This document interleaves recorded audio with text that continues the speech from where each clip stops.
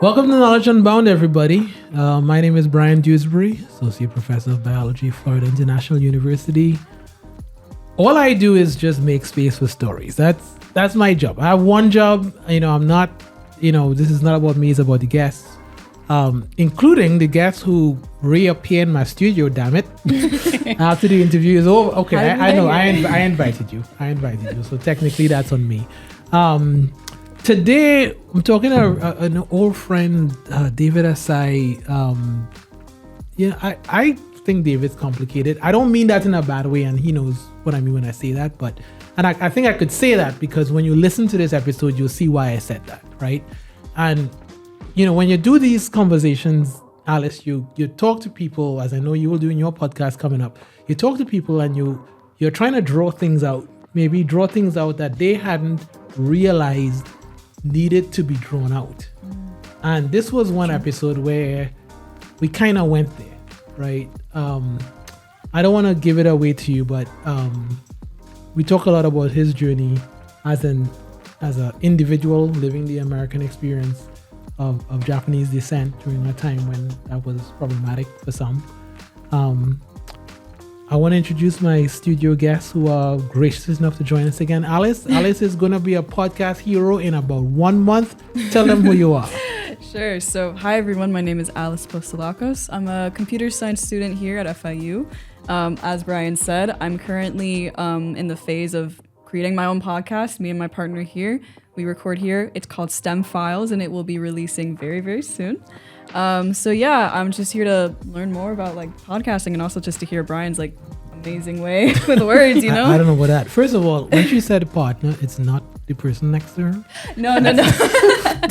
My partner's not in the room. Your partner's not She's in the on room. vacation. Not to be confused with. Yes. I'm hard at work. Magdala with the Rive. Yes. Hi, Brian. Thanks again for having me. I know. If you wanna, Magdala and I had an awesome conversation last season. I believe it was episode 3. It actually is. I don't know if you know this. That was actually the most downloaded episode of that I know. season. Yeah, I know. Yeah. Thanks, still the everyone. record. So she's graced us with her presence now that she's world famous. I think you will have a good time listening to David and I. I hope you. Well, okay, do what you want, right? A lot of people want to do podcasts. They're on a treadmill, they go for a run. This is one where I almost kind of hope at some point you're seated, right? Because there's things I want in this conversation to sit with you. So I hope you enjoy it. David's a wonderful human to talk to. There's a lot to talk about. I'll see you at the end. Enjoy the show. You have a long story. And in fact, I don't want to tell the story for you, but I remember when I met you, I was still a grad student. And you had given a lunchtime seminar, I think it was a diversity luncheon, at the Ecological Society of America. I think Teresa Morad had invited you. And at that point, I was just sort of starting my own journey in education. I hadn't even really, quite frankly, thought about education research as a thing yet. I was just interested in classrooms that were transformative. And maybe to put it in a different way, I was still finding words to describe what I really wanted, right? And I remember the speech you gave and you talking about your journey, not just your professional journey, but your personal journey, and how it came to influence the ideas that you ended up having. I want to use that as a way of introduction. Could you tell us a little bit about, without perhaps retelling the whole speech, but tell us a little bit about your life's path and how it took you to different spaces where you try to do things to help transform science education? Yeah, the goal of transforming science education is, of course, what we care about. But I wouldn't at all claim that I know how it connects with my past. So I'll just tell you a little bit about where I'm from. And this, of course, informs me as to what I think is important. So let me just start with saying that my grandparents immigrated from Japan, and they were not able to become naturalized citizens in the United States. They were not able to own land. They were not able to marry outside of their race. because of the laws at the time. And by the time they could become naturalized, 1952, 53, they were all gone. My grandparents were all gone. So, they never had that opportunity. My parents, and I'll talk especially about my father, they were born in the United States, so they were U.S. citizens. My father was what we would call today sort of a non-traditional student, because he finally finished his degree at UC Berkeley, but he was older. He was a transfer student. He started in a JC, a junior college, Compton JC, and he was a first in his family to go to college. So he graduates in 1939. He has a bachelor's degree in business, and there's no work for him at all. There's no work, not only because of the economy at the time, but because of his race. And so he couldn't use this degree, so he worked as a gardener for a while. World War II happened, and all of the Japanese Americans on the West Coast were evacuated, and that included my father and his mother and his sister, as well as the person who would become my mother, but of course they didn't know each other then, but they met in the internment camp. So he's in the internment camp in Poston, Arizona, and at some point he decides, this business thing isn't working, right? So like I've got to think about something else. He's 30 years old by then, and so he decides, because he was influenced by some of the Christian missionaries that were in the camps with them, he decided to try to become a Christian minister. Now, he had been raised as a Buddhist, so this was like, okay. So he eventually gets to seminary. And Real quick before you continue, what was he hoping to do with the business degree? I'm not sure. I mean, his family was in they ran a dry goods store, very, very not terribly well-off folks at all. Maybe that's what you do if you don't quite know what you're going to do. And yeah, so finally he had a purpose. And in fact, I was just reading his little memoir last night, and he says, for the first time I realized this is what I want to do. So that's a great question. I want to do something. And he sort of had this vague idea about being a Christian minister. Now, becoming a Christian minister, at least in those days, you had to go to seminary. You had to go to school to get a degree in divinity, and a lot of places wouldn't take him because of his race. So he ended up... the Christians wouldn't take him. Well, so he ended up at a place called Andover Newton Seminary, which was outside of Boston, and he eventually graduated, and that therefore he was he joined, essentially because of his schooling. He became a congregational minister, so the congregational denomination, which is a New England kind of a phenomenon. And he was first ordained in 1948, so he was 34 years old, and he served in really small churches in New England. Often he was serving 2 or 3 churches at the same time. So in fact, he writes about having to, if he had back-to-back services, he'd have to cut the first one short, right? Give a short sermon because then he has to drive 3 miles to the next church and give another, right? And so he couldn't, So, okay. Well, you know that my dad, he passed away now, but he was a minister and he was in the Methodist church, right? So a similar kind of Protestant. But Methodists are much more organized because they're methodical. But he also did 3. He also did 3 in a Sunday, right? Yeah. He didn't have to cut anything short. So to be fair, they got the planning better, right? But it was a similar thing. Let me ask you a question though about the Christian missionaries in the camp, because and I'm asking because I'm assuming maybe he discussed it in the memoir you just mentioned. When you have missionaries in that situation, I assume the missionaries' goal, plural, is to convert people to Christianity. But he seemed to have seen that and say, "Oh, I want to do that. The thing you're doing, I want to do that," which seems like a step, right? So it wasn't just about he changed his beliefs, but he also wanted to do the thing that they were doing. Did he talk about why doing that mattered? Yeah, that's a great question. So he was influenced by the Baptist denomination even before the war, and so he started sort of, hanging out with some of these Baptists. And then when he went into the camp, I think it wasn't so much that he wanted to be converted or anything. In fact, in his whole career, he was never really about saving people. He was all about serving people. Mm-hmm. Big difference, right? Right. Right. You got to do this because you're going to go to heaven. That's saving. Right. Right. You got to do this because you got to help other people. To me, that's serving people. And that was his whole thing. And for as long as I knew him in his profession, that's what he stood for. And I suspect some of that had to do with it, right? So he became a congregational minister, which, as we just discussed, is less organized than a Methodist. And so congregational just means that the congregation gets to decide, right? They get to hire, right? There's no hierarchy here. And so he ended up in really small churches because he was all they could afford. Right? If they had more money, they would not have gotten him. Right? Oh, interesting. Clearly, I mean, the very first church, I have the notes from the search committee, and they say, we went out, we wanted to find a minister, and all the good ones, they cost too much. But we found this one guy. He just came out of seminary, he just graduated. But I got to tell you, he's Japanese American, and his wife is Japanese American. And they sort of thought about it, and they said, okay, well, we're supposed to be inclusive. We're supposed to be, right? We're supposed to help people, so let's give him a shot. And so that's how he got started. So I joined the family in Vermont. We were the only non-whites in the town. And then we moved to Kansas, a little town in Kansas. That's where I started school.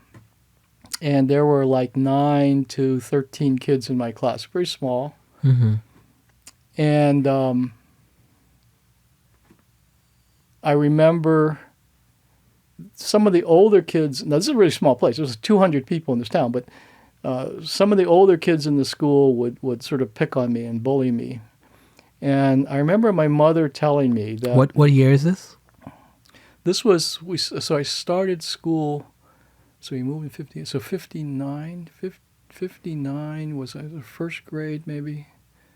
Yeah, 1959, and we were there until my 6th grade, so we moved in 64. So somewhere in there, right? World War II hadn't been that long ago. It was 20 years ago. Right. So there were a lot of kids whose parents, right, and fathers fought in the war, all this kind of stuff. So my mother sat me down one day, and she said, you cannot fight back. Because if you do that, you will dishonor your family and you will dishonor your race. And further, your father is the only minister in the only church in this little town, and he might lose his job. So in the 6th grade, we moved to Maui, which was huge compared to, right, little Partridge, Kansas. Right. So Partridge was 200 people. At the time, there were 9 kids in my class, 2 boys, me and Jim, and then 7 girls. And we moved to Maui. And Kahului, the town where we lived, had like 4,500 or so. So it was a huge population, right? Small, but huge for me. And my class now had maybe 30 kids, and all but one looked like me. And I don't think I really realized it at the time, but I certainly do now. That was my first experience of racial privilege. Right? Racial privilege is not something that's added on. It's not something extra you get. It's something that you don't have. So it was really, for the first time in my life, I didn't have to worry about what I looked like and who my family was. I didn't have to worry about all that stuff. And I think that was very profound for me. So was he moved to Maui intentional? Yeah, my father wanted to. I have a younger brother. We were both adopted, and so my brother Paul and I was in the 6th grade. He was in the 4th grade, and I think my father, at least part of his reason, was that he wanted to raise his kids in a place where there were more than just us who were Asian American. We didn't use that term then, but Asian American. And so that was like a huge experience. I mean, that was really we're talking about transforming education. Yeah. That was sort of my lens on the world that sort of began to get better, and that was really important. And ever since then, I think it's always good for me to. I'm glad you asked me about my family, because it's good for me to remember where I come from, and where my father came from and whatever got him to wherever he was. Mm-hmm. The last thing I'll say about that, and then I'll stop, is I mentioned this earlier, that for him, my father, it was all about social action. At the time, they called it social action. We call it social justice now, but about social action. And so he would spend, like, he would during the summertime, he would get like a month vacation for having not to preach. And so he would go to the mainland by himself, get one of those Greyhound bus tickets. You go anywhere you want in the country. And he would just travel, and he would go see family, but he would also go and see places in the country that were struggling more overtly with some of the racism in this country. So he was very interested in the American Indian movement, and he in Lone Pine, and I have that wrong. The American Indian movement. He was very interested in understanding more about the migrant workers in the Southwest. He was interested in the Deep South. He was very influenced by. Did he go? Yeah. He would go and he would just hang out. Did he share any of his experiences with you in the memoir about what he saw and experienced when he went? That's why I was reading that memoir last night, because I wanted to know did he really go to these places? Because I remember him telling us that, but he didn't write it down. His memoir, which is certainly just a personally, essay, he talks. He's very transactional in his remembrances. Remembering, he doesn't talk a lot about what he learned or about how he felt about things. So it sort of comes through in the things he did, as opposed to what he experienced. Why he did it, he doesn't really tell us. But he was very moved by Martin Luther King. He was very interested in a woman he grew up with in L.A., Yuri Kochiyama, was in Harlem, and she was a confidant of Malcolm X, and so he knew this, and so he sort of thought about these things, and he would preach about it. He would tell people about it in Kansas and then in Hawaii, and people probably didn't really want to hear all that stuff, right? I mean, why would they care about these things? And so, well, that's actually the question that's bubbled up in my head, right? Because I'm thinking about this setting being a church, right, and thinking about the book upon which this institution is based, and what's technically expected of the people there, and if anybody is to show empathy towards the disenfranchised, right, it would be this group. So I'm curious, as he brings these things up, particularly in wherever, right, whether it's Connecticut or Vermont or Kansas, how are people internalizing this? And I'll add one piece to this question. My recollection of, and I think this came out in the book These Truths.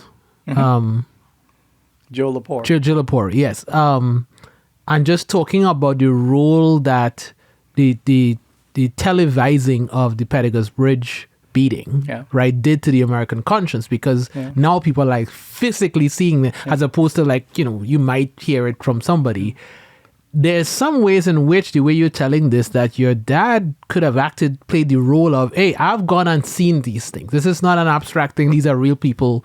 So I'm just curious, and you may not know the answer, right? But I'm curious as to how that landed in his congregations. Yeah, I don't know. I don't know. I know he was very popular with his congregation because I think they appreciated he was very humble. He wasn't the best of anything. He just wanted to do what he could for people. So I think he was loved by his folks.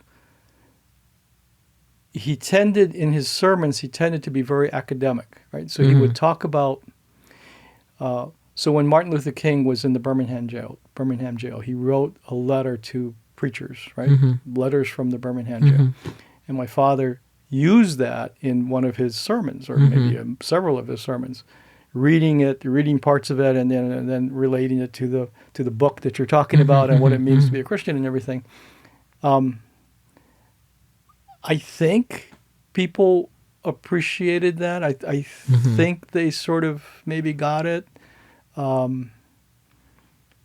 Much of this was happening on Maui, and because that was the era when we were there, and in those days, folks who were on Maui, there were very few folks who had actually traveled, had actually been to the mainland. A lot of times they hadn't even been off island, right? They hadn't even been to Honolulu.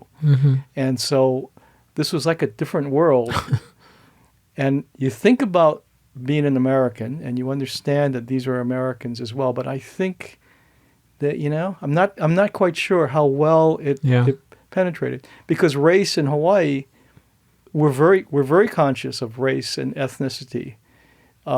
We have a lot of stereotypes about different persons from different ethnic groups. So it's a very racially mindful culture. I don't know how empathetic we were as folks in Hawaii. That is, I don't know how much we were able to transfer our understanding of race to what was going on, say, in Selma, as you were talking about. This is a great question. I don't know, and of course, can't ask. And I know, but it's useful to speculate. Another thing you said that I want to maybe kind of spend some time on, and that will be a little bit of the bridge to talking about your higher ed days. You said when you moved to Maui, there was essentially a flip, right? That was the first time you sort of felt like you belonged. There was mostly looked like you.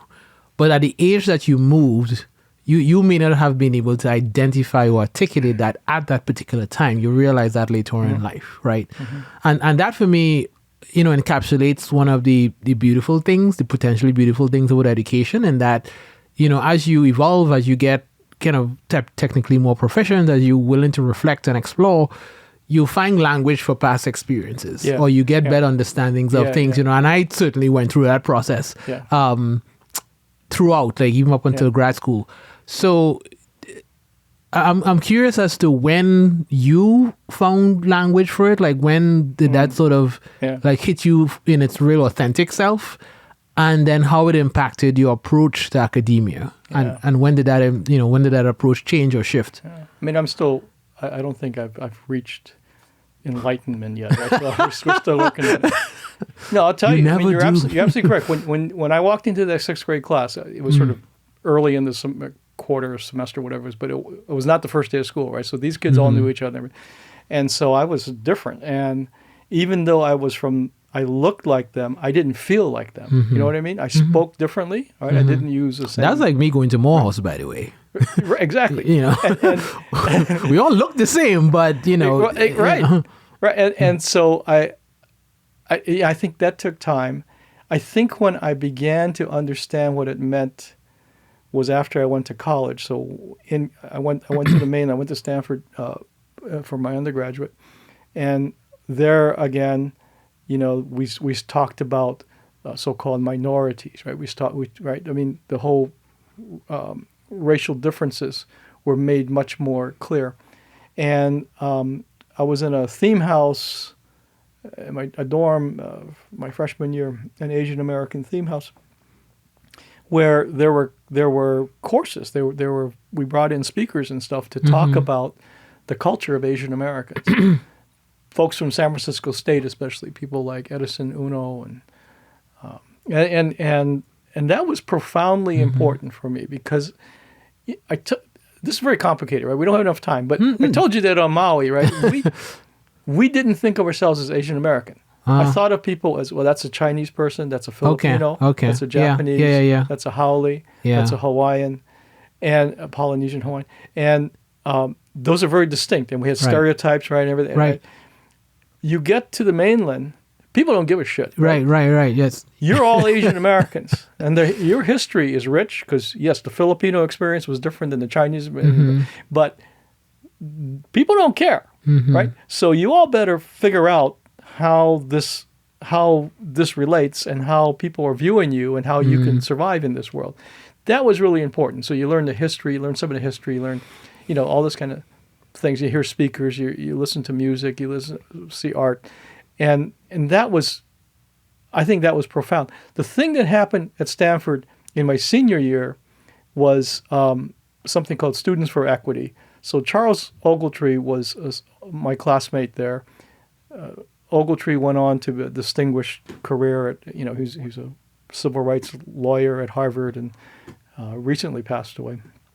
And so in the senior year, Stanford had decided that they were going to change the formula for financial aid, and that it was they had given enough extra financial aid, gift aid, to the black students, and they figured we don't need to do this anymore.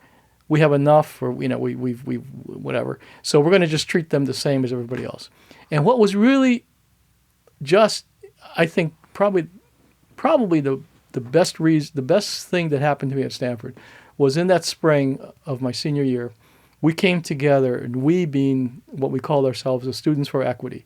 And it was the black students and the Latino students and the Asian American students and the white students. And it was some of the faculty. It was people, didn't matter where you're, because we all had to stand together and protest and object to this. And this was the year that Stanford brought Daniel Patrick Moynihan as our commencement speaker, who was famous for talking about benign neglect for black Americans.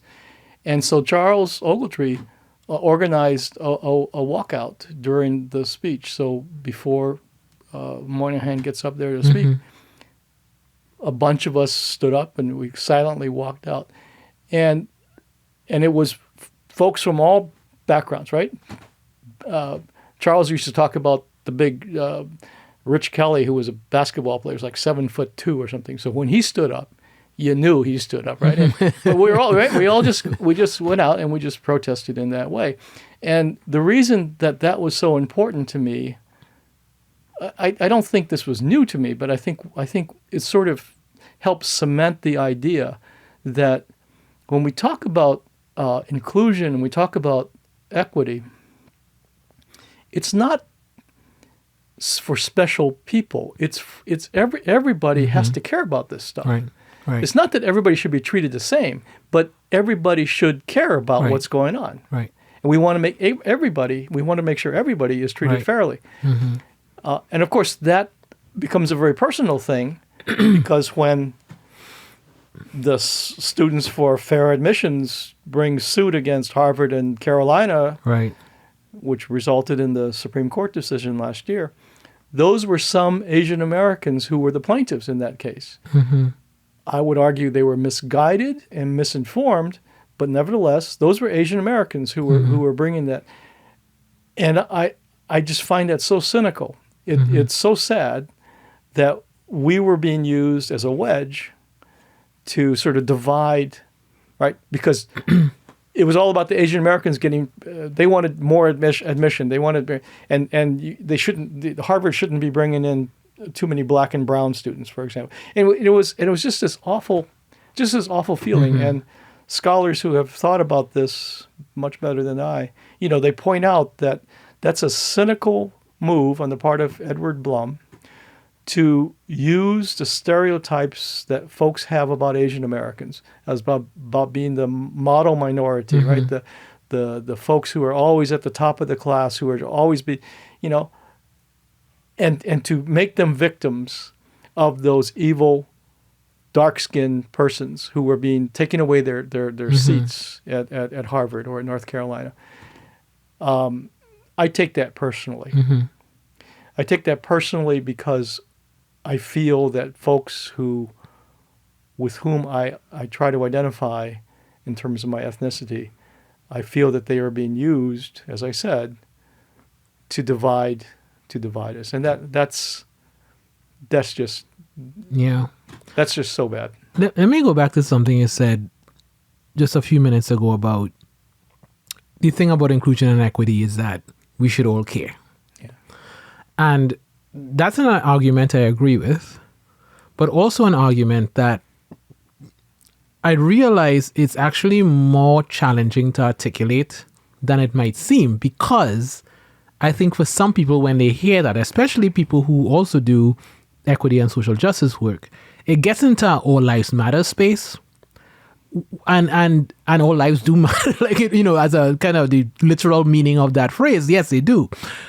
But of course, the phrase itself lacks nuance, right? And so the key then is, how do you have that conversation where you can lay out the evidence about the history of the country, the history of the city you're in, the history of the social experience, and see how mistakes were made such that certain groups were impacted in a much more negative way than others. Yes. And that to right those wrongs, or to have correctives, right? No corrective is going to be perfect, but the corrective is not just to sort of reverse the war, right? But it's actually, in fact, to make the collective of the country a better space for people to thrive. And that those last two sentences has been a challenge, because I think there's some people who sort of get stuck in the, we just need to help the marginalized space. And I see why, but I also see the problem in getting stuck in that. And then there's some people who get stuck in the ALM space, right? Where, then any sort of argument about the corrective sounds like revenge. Yeah. So I'm just wondering, in your experience, and I know you've had this conversation in several different ways, right? As a program officer, as a faculty member, as a chair, how has it been to navigate that? Well, I don't have any real wisdom there. I would say that you and I are having a conversation on November 7th, which is 2 days after the election. And I'm reflecting back on what happened in 2016, and the same sort of thoughts that I've been having. When we talk about inclusion in the classroom, I really mean it, because that is the best way to learn, right? To feel like you belong there. And I also fully agree with you that it isn't that everybody has the same background or the same perspective, and that we have to be incredibly mindful of that. All of us need to be mindful of that, so that if we really care about equity, that is equity, right? We're trying to work with folk from where they are and where they come from. And of course, yes, and as you say, there are groups that have historically been terribly excluded, and there are groups that have been privileged, and and so you have to think about that. But I think at the same time, and this is the difficulty, and this is why I really can't answer your good question. Yeah. But this is something that I think we should all grapple with. Anybody who's listening to this, we have to grapple with this, because I believe that the outcome of both the 2016 election and now the 2024 election were largely being driven by folks who felt that they were being left out, and we're going to have to blame somebody. And so let's blame the immigrants. Let's blame folks who identify as transgender. Let's blame somebody who's different than me. The elites. The elites. Let's go after the Ivy League college. Let's get them. Let's get them to. Let's accuse them of anti-Semitic behavior, and let's get the presidents fired. And that's a strategy that unfortunately works in this country, where you find a problem, you get people angry about it, and then you tell them who's at fault. And I think that's what's happened. I think that's what's happening in the country today, and I think we have to figure out how to do that. So when I would teach, I taught at Purdue for a long time. I taught a large introductory course in biology at Purdue. There's about 450 people in the room.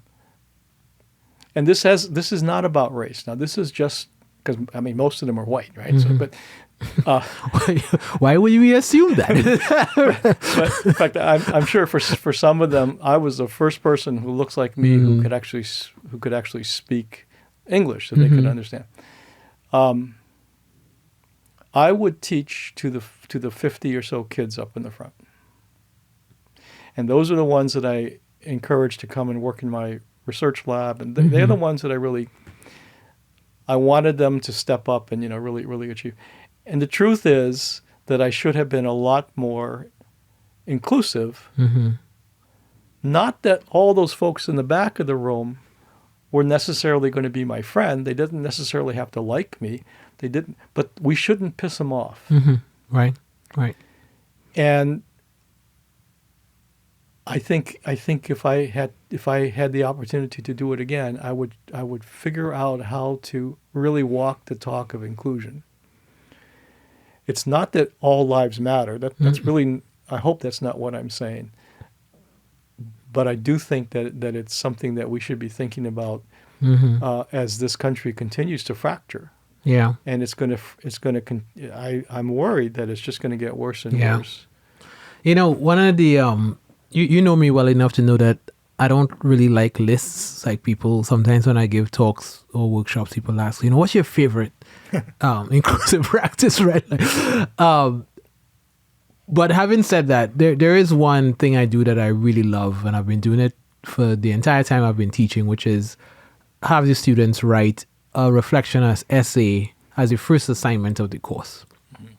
And it's copy pasted from NPR or This I Believe, right? If you go to thisibelieve.org/guidelines, you'll see the prompt, and it's a beautiful prompt, and I use that exact prompt. And every year, I'm just blown away by the depth of the reflection. I think some people, some faculty always ask, well, do they just sort of mail it in or just write whatever just to get the extra credit, half point?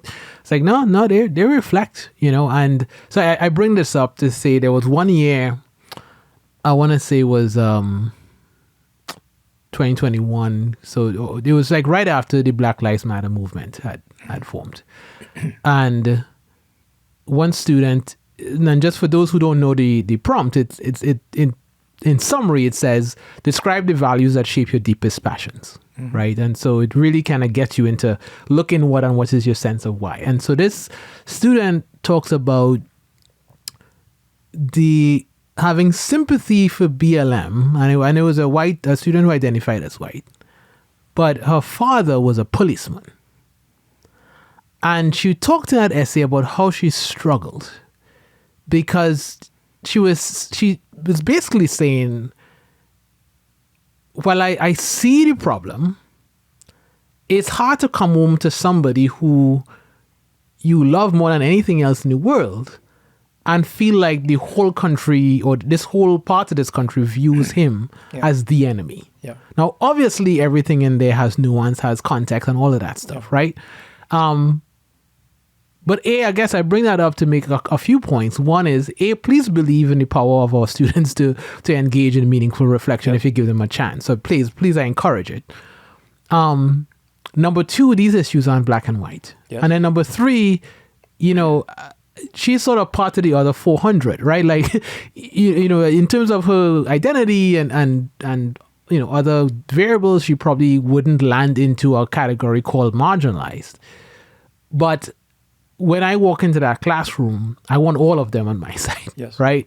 And that's where the trickiness of the nuance comes in, Yeah, in I think especially in STEM, in the stuff that you and I used to teach and that you teach, I think we very much too often ask our students to just tell us what they know as opposed to what they think.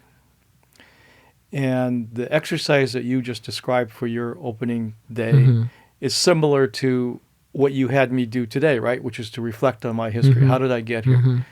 Not because we're going to come up with the answer, but because it really helps. And as you know, there's many studies that have shown that a brief reflection like that, where'd you come from? How'd you get here? Does wonders in terms of a student's persistence in class and all that sort of stuff. So I think that what you're saying better than I am is that it's really important for us, if we really care about inclusion, to ask every student questions like what you asked them to reflect on, because they're going much deeper than just right. What do you know? Right. Tell me whatever you memorized about whatever. Because the what do you know is almost like they do need to know things. I'm not absconding that, but if that's just it, if that's the only sort of kind of engagement, then just a reinforcement of a power. Because I'll just tell you what I think you think I should know, right? Yeah. But I mean, it, and then the tricky thing is, when do you let that happen? And this woman is talking about the complexity of folks finding passionate people, right? People who believe that Black lives truly matter. People that believe that generally the society has allowed for brutality against Black and brown people. But then to personalize that and to say, but my father is, he's not evil. And right. And so that's really important for her to think about and to continue to reflect on. Right. And I think our challenge as people who are supposed to be the instructors is to prompt that sort of thinking, perhaps more than once, right? But we're not there to tell her how to think. We're not there to I don't think we're there to resolve her the depth of this emotional thing that she's thinking about, because the fact that she's having those thoughts and it is deep, and she recognizes some of the complexity is huge. That's what should be in any science, well, probably any course, but that should certainly be more in any science course, because we don't do that. So generally. let's get into that, and that's a perfect segue, because one of the challenges, as you know, in science instruction is the traditional belief that we're here for coverage, right? We have these things, especially at the intro level, where there tends to be a bit of a fire hose of content. We're here to get through all of this, right? So I can see even this slight squirming of somebody listening to our conversation and say, where in my discussion of population genetics and impulse transmission is there space to talk about Black lives, have them reflect on your values. And I get the struggle. I'm not even critical of people who might feel a little uncomfortable with this conversation. And so I take it almost as a responsibility for people like you and I who think we see the value, think we have evidence to this effect, to be very articulate about why it needs to happen, where it happens, and how does it sort of change the whole tenor of what science instruction should look like. Can you talk a little bit about that? Yeah, it's very clear that many of us are guilty of trying to cover everything that we think is important. You look at our textbooks. If you're in biology, for example, the introductory textbook has 30, 40 chapters. It's hundreds and probably 1,000 something pages. It weighs 10 pounds. It's beautiful. Right? It's a beautiful encyclopedia, but it's not a syllabus, right? I have this idea that I've been sort of kicking around and talking with people about. I believe that if we really care about being inclusive, and if we really care about persons who have been historically excluded because of their identity, if we care about people who are not quite sure if they belong here in the first place because they've been told that, right?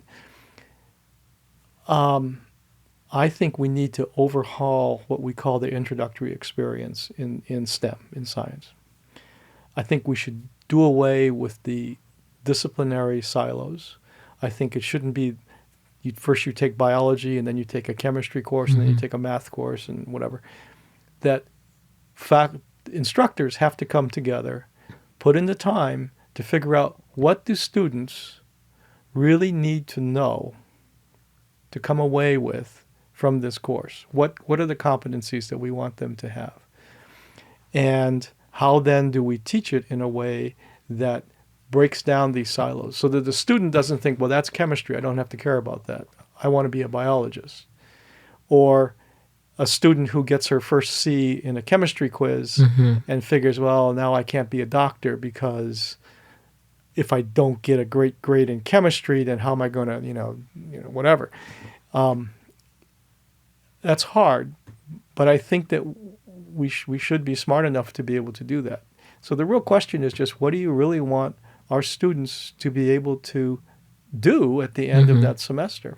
And I think further, I would extend it to students regardless of what they want to major in. I would do it for non-majors as well as majors. It doesn't, right? It's what are the concepts that you want them to have sort of discovered? And I would argue that there aren't a lot, and that it's the joy and also the challenge is to figure out how you build a semester around these different concepts in a way that that crosses traditional disciplines and also is not about, well, today we're going to talk about evolution and tomorrow we're going to talk about genetics, but it's rather, this is life, right? This Right. is, if we're biologists, this is how living systems work. If we can't do, I'm not saying we can't do that. we must consider trying to do that, because the real value, I think, especially at the introductory level, is not so much to prepare the student for the advanced courses in ecology or biology or chemistry. The real value is to help them figure out how they can make decisions and how they can think about the world.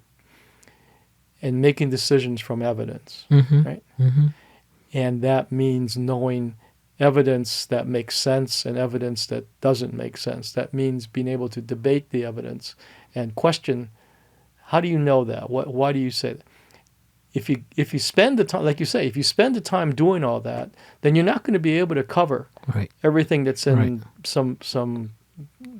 But that's okay, because the reality is that the students won't remember it anyway. Right. And plus, if they do get those skills you just described, Yes. they can self-navigate a lot of that minutia. Yeah. You get on this device called your phone, and you can look up any of these facts and any of this stuff. It's easy for me to say that.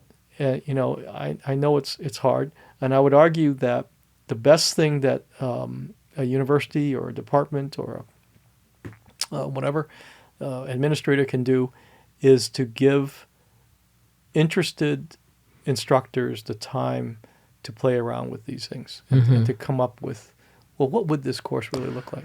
But here's the thing, David. Like, you're saying these things, and I agree with you, and I agree with you.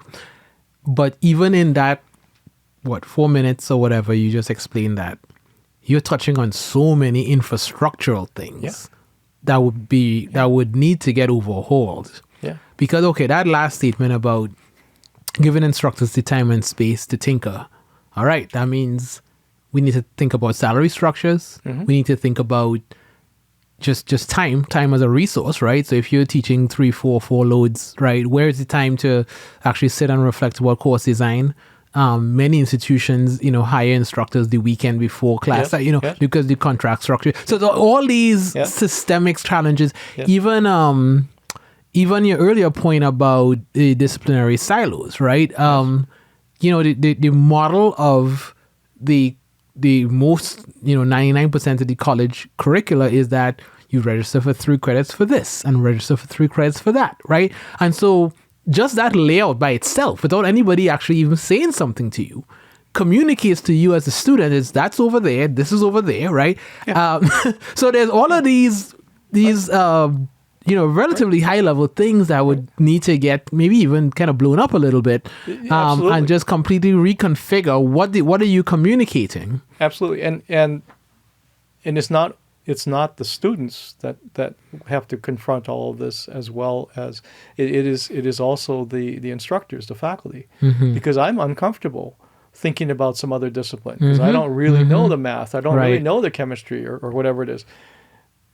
If I'm not comfortable doing that, why the hell then am I asking my students to say, as a prerequisite to come into my course, you have to have taken this chemistry course or this math course? But that's beside the point. I think the way to approach this in terms of practical things is, obviously you have to start small. You have to start with an experiment at a place or a few places that have the bandwidth to be able to put a half a dozen instructors into a group that would just work on these things, sort of brainstorm for a semester or for a year. Yeah. I don't think you can roll it out for everybody all at once. I think you have to pilot it. I suspect that there are places that have that kind of bandwidth, and then there are places that probably don't have that bandwidth. I think that's an opportunity for funders and philanthropies to be thinking about if they want to invest in inclusive education, science education. This is what they need to be able to do. They need to be able to provide resources so that that place, that school, can actually pull a half a dozen faculty, instructors, people who care about these things, to just give them the time to actually play around with this and to pilot it, and to not worry so much about a specific timeline or a specific, this or that. We, as you know, the biology has what's called vision and change, right? So the vision and change movements was about 15 years ago now, where the community came up with 5 core concepts in biology. Every biology student should know these things. Well, they're not. This is not rocket science, right? It was very obvious as to what they should be, right? We came Did the up committee with feel that way? well, so we came with these things, and so a few years ago, before COVID, 6 of us sat down and we worked together as a group for about almost a year, asking ourselves, what would an introductory course look like? Now, this is not trying to bring in all these other disciplines. This is just biology. What would an introductory course look like for majors and for non-majors with no prerequisites except algebra that would cover all 5 of these core concepts in one semester? Not 4 years, not even 2 semesters, none of this. It's all 5 core concepts, and how would we do that? And that was a really fun exercise, because the first thing we had to do was to acknowledge that our favorite topics and all the things that we would, right? You can't cover all that stuff, right? One of my former administrators at my previous institution used to call it TYD, teacher dissertation. So everybody had their, I remember I taught one of the 4 sections of intro bio, and my buddy, who's a developmental biologist, spent like 2 weeks on blaster seals. I'm like, you can't do that.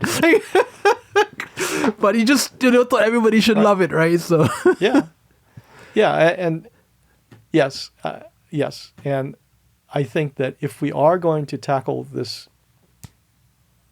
issue that I'm suggesting, that it isn't just about science. And so as we build this introductory course, these courses, whatever, this suite of things that a student would have in their first 2-3 semesters, it needs to include the humanities and the social sciences. It needs to include history, and it needs to be blended in a way that really makes sense. So when you're talking about genetics in terms of biology, you should also be talking about the sociology of genetics and how genetics was used by scientists to declare genetic essentialism, where different so-called races are of different genetic, different species, and therefore then you can make a hierarchy, and therefore then you can begin to think about how we would keep certain races down or prevent them from reproducing or whatever, And so this is a fascinating, sad story, which continues today, right? Because we have a lot of cultural indifference and racism that goes on in the way we think about the world and the way we treat persons. And so, there's such an opportunity to really make this relevant, interesting, and also incredibly rigorous. Right. Because right. you're Well, getting the students thing, to think, right, as opposed to just memorize what's in chapter 3. Right. Yeah. I mean, sometimes that's a kind of a battle. Not so much a battle, but it does come up from time to time where people kind of assume once they hear the E word, equity, it means just making it easier for people, who have a hard time to pass. And it's like, this is a very difficult course, right? But we make sure the supports are in place so that you can be your best self, right? Yeah.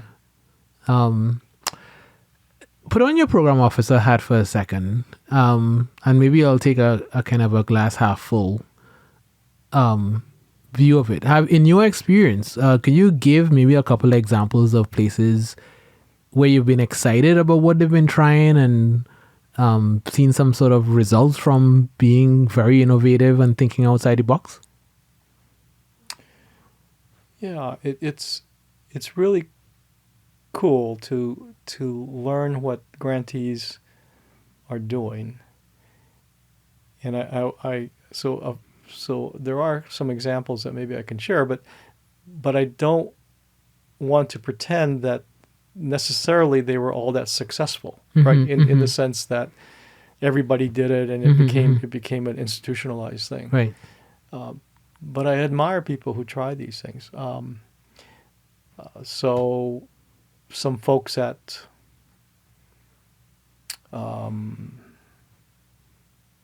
Tufts, right? Yeah, I'm blanking. I'm not sure if I know the institution, but they began these are physicists. They began a listening exercise, and so they would help the faculty learn how to listen to their students, and the students would then tell them stories, and the faculty's job, and they have to learn how to be listeners. They were able to begin to actually listen to understand, Right. and to listen to where the students were coming from, as opposed Right. to what they should know about, whatever the topic was. I think that was,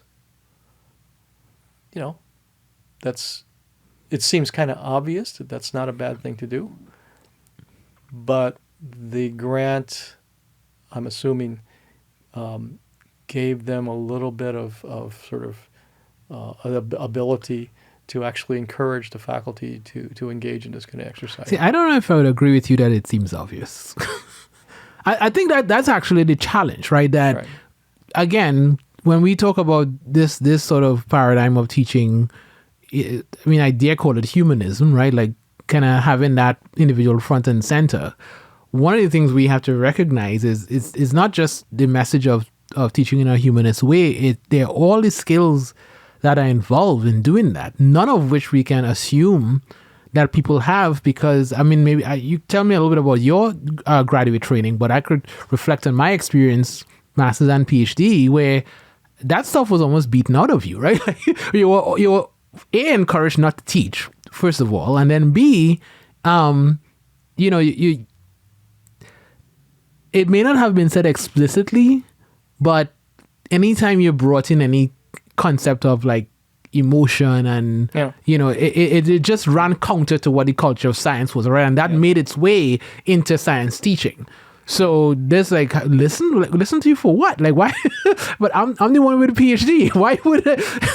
So I understand why. I don't know if it was tough, in fact, but I understand why they say like, no. We need to actually sit and talk about what it is. There's a term in restorative justice called apophatic listening, active listening, right? It's a thing. Thing, and you have to practice it. Yes. Yeah. I like to remember the very first time I participated in one of these lengthy workshops on the topic of race. This was back 24 years ago now, when I was at Purdue. And it was a 2.5 day forum that was facilitated by folks.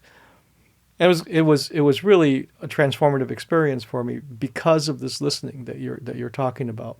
So we spent most of the time talking about race, which is something that most Americans don't really know how to do, but just practicing that, but also listening to people, right? Just doing listening exercises. And at the end of the 2.5 days, what the facilitators did was they brought in a half a dozen or so of our alumni, persons from marginalized, minoritized groups, who sat in the middle with a facilitator, and we did a fishbowl thing, right? So and so in theory, we had been practicing for 2 days as to how to listen.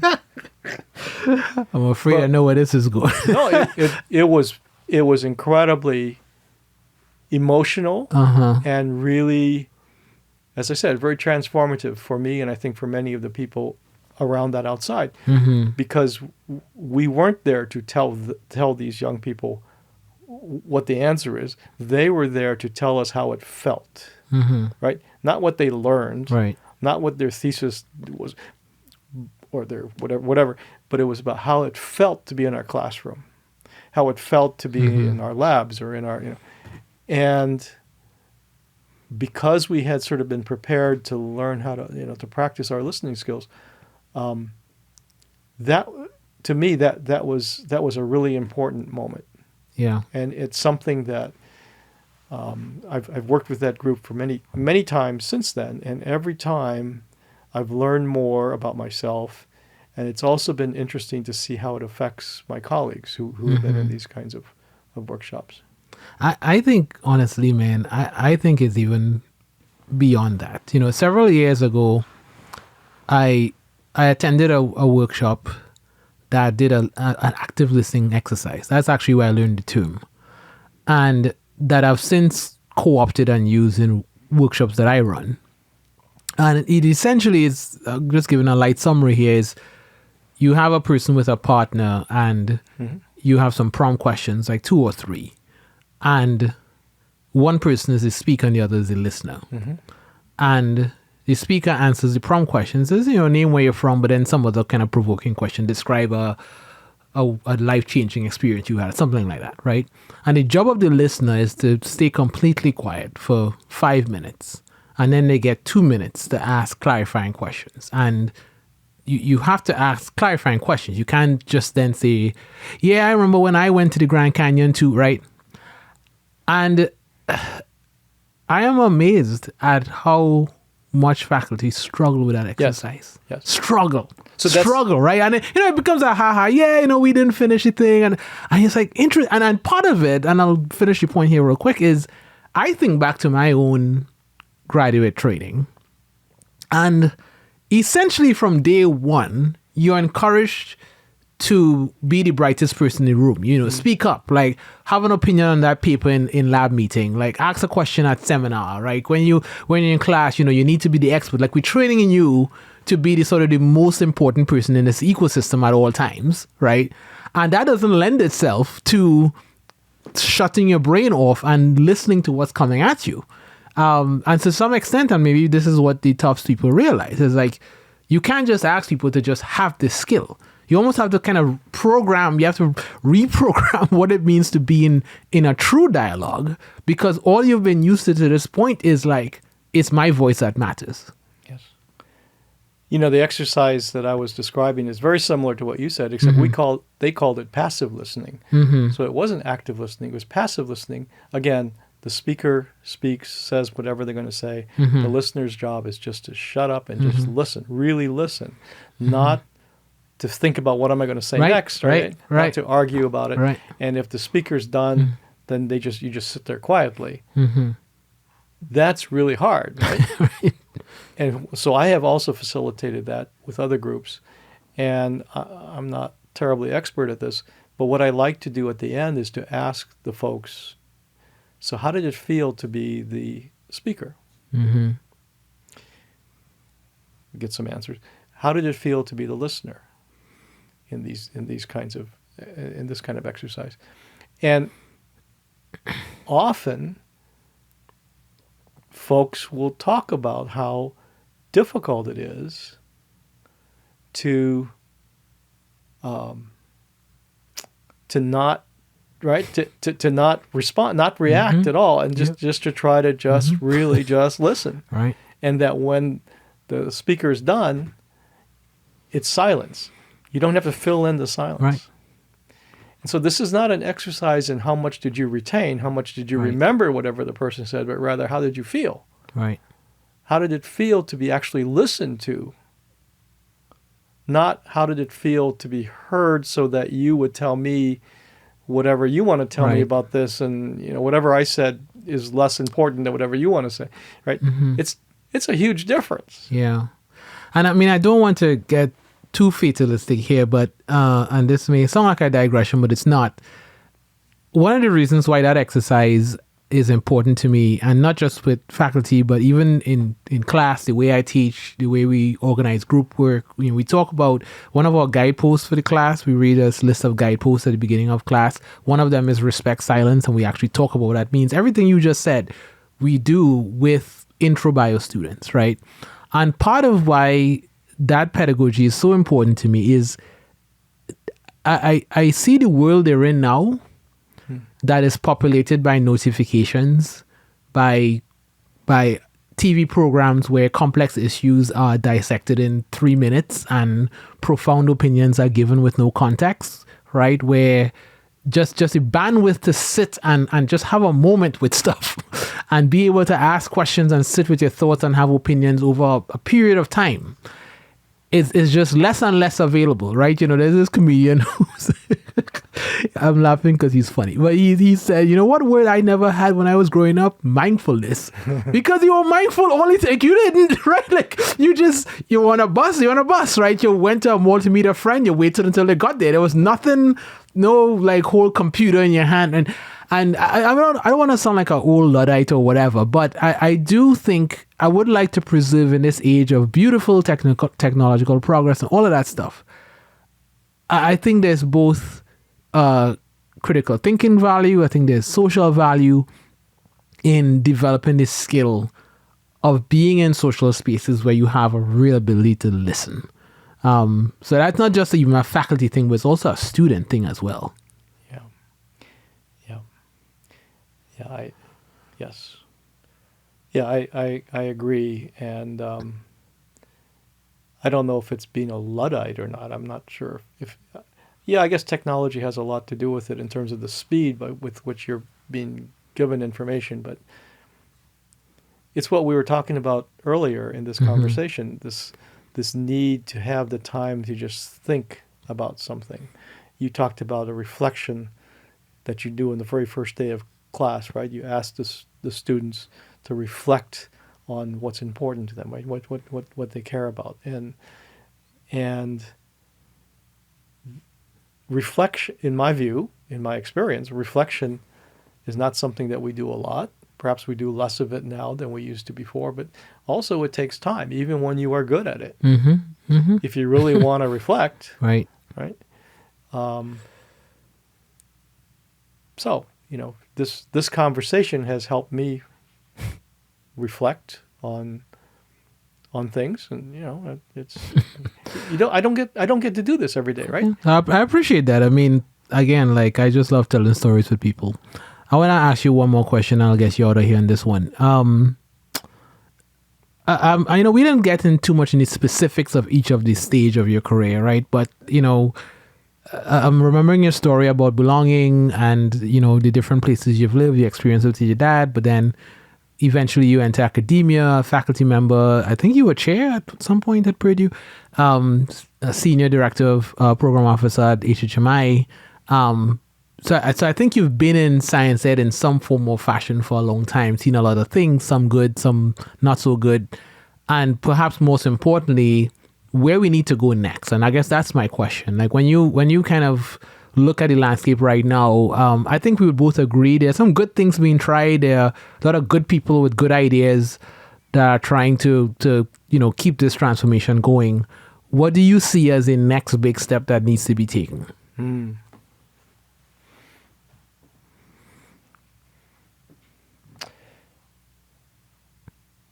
This may be obvious, and maybe I'm out of tune with reality right now, but I believe that many of us have not yet gone past the collector stage. What Maricela Martinez-Cola talked about, collectors, nightlights, and allies. Right. That we're still just thinking about representation when we think about who's in our classroom. We just need more of those, more of them, and we've somehow achieved something.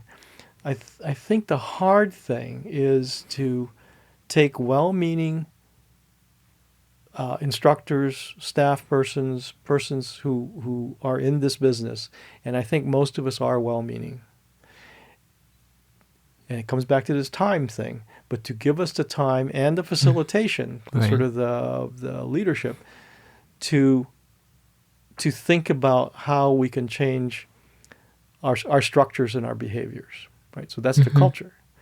So that it isn't only about just bringing more persons into a system which is terribly antagonistic towards them, but rather changing the system so that when anybody comes in, they feel a little bit more like, yeah, I can actually be successful here. Yeah. So that's easy for me to say. There are obviously many, many different ways of doing that.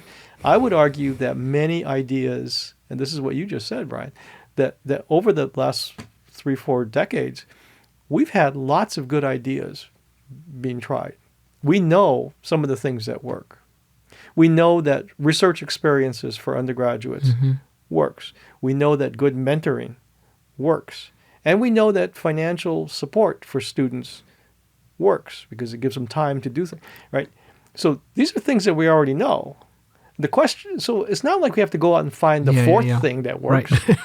The question is, how do we make sure that happens in my school, in my place? Yeah. And if it's because we have too many other things they have to know, too many other prerequisites, too many other things on the syllabus, if the textbook doesn't, then maybe we are using the wrong textbook. Maybe we're using the wrong syllabus. Maybe we're thinking about this differently. Yeah. As I said, I have faith that most of us care about it, and if given the opportunity, the time, it's okay to try things, and it doesn't work, but it's okay to try. If we have that kind of a sort of an environment that we can begin to actually take that next step that you're talking about of how we transform education. Yeah. Well, I agree. I'm cautiously optimistic because I'm an optimist by nature. But we'll see. I just want people to know before we sign off, I did tell David, and it was my bad, that this was going to be videotaped. So David came here dressed very nicely. And I feel like it's a shame for you all to not have seen that. So you need to know that he's wearing a nice shirt and khakis. David, thanks for joining us. I wore long pants. I wore a collared shirt. And today in DC, it's a warm day. And so had I known differently, I would have been in my shorts and in a t-shirt. Kind of glad I told you it was videotaped. But that's okay. That's okay. Thanks so much, man. Well, thank you. And what you're doing is really important because I hope it helps people reflect. I hope so too.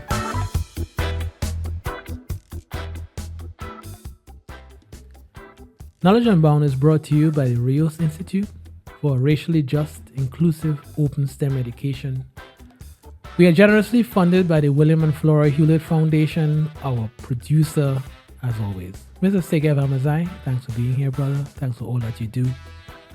Today's episode was interesting. As I'm saying this, I'm realizing, not for the first time, I'm in a room full of immigrants. And so some of the things that David is talking about navigating the American experience is maybe not necessarily unique to us, right? But it's something we could kind of connect to. And the one thing I want to ask you both about is a lot of the conversation was him trying to recount what his father's experience was, right? So it was less, some of it was him, but a lot of it was his dad, and his dad was interned in the internment camp and then converted to Christianity, was a Christian minister for a while and navigated racism in the East Coast, West Coast, then Hawaii, where he was a majority. And I guess I just want to ask both of you, Magdi, I know your parents are still in Ethiopia, but to the extent that there's something to learn about being an immigrant from the eyes of what your parents have seen of this country or of the immigration story in general, do you have any thoughts on any of that? I want to leave it as broad as possible. Either of you could take this. I can't necessarily talk about the topic in that sense, but I can definitely talk about how my parents' experience shaped me, especially my mother. Well, just before we go to Alice, just talk about that, just 2 minutes. Most of who I am, how I am, is mostly because of my mother, her life, her thinking. And so, she's not an immigrant here, so it's not her life in that sense that shaped how I am and what I think. But for sure, I can see how another person's experience can inform your life, because my life is highly, highly influenced by my mother's. Yeah. Alice? 100%. I mean, the same thing. I was raised my mom was a single mother for many years, and when we first came here, before she married my father, who's American, I was with her and my brother, and it was the three of us. And like, my mother, she's experienced a lot of like historical events in real life. Like, she was there when the Berlin Wall fell. Oh, wow. Bulgaria was under the Soviet bloc, and then when it fell, she experienced a complete like economic. Complete 180 of like, and I won't go into too many details about that, but say I that think, for the podcast. I'll just say that. But all that to say that, like, I think her tenacity and like her willingness to like, go for opportunities when it's there, like, she really instilled that in me. And it's also just like, it's given me an appreciation for like a history that I feel like is not super well known here. Yeah. Oh, and my big takeaway, I guess maybe like my parents still lived in Trinidad, or at least the one who's alive still lives there, and so I don't have that lens per se, but the lens that really kind of stuck with me is the broader lens of what we learn from having been raised by our parents.